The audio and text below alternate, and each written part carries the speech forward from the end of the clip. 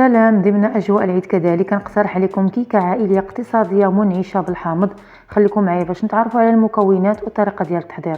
اذا اول حاجه بالنسبه للمكونات كنعبروهم بعلبه ديال الياغورت. لهذا الغرض كنحتاجوا علبه ياغورت ذوق موز، علبه سكر، علبه زيت، علبه مملوءه وممزوجه بين عصير حامضه والماء، 3 بيضات، مبشور الحامض، نكهه الفانيلا مع رشه من الملح، ثم بطبيعة الحال الدقيق. إذا 3 علب من الدقيق مع خمارتين من فئة 8 غرام مجموعهما 16 غرام.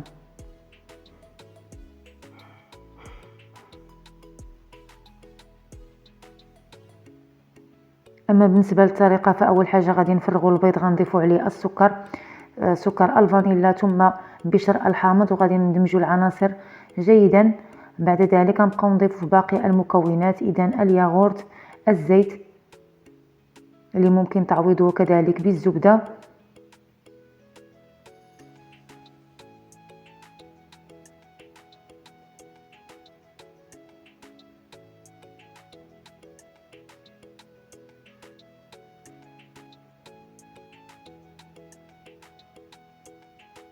ثم كما قلت لكم كنعصروا حامضه وكتعطينا تقريبا نصف علبه ديال الياغورت، والنصف المتبقي كنزيدوا عليه الماء وكنضيفوه على الخليط وكنعاودوا نحركوا الخليط جيدا.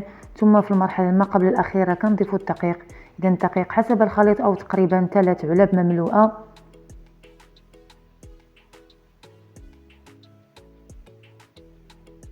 وفي هذه الاثناء كنشعل على الفرن ديالي على درجه حراره 180، اذا تقريبا واحد 10 دقائق قبل باش هكا يسخن جيدا.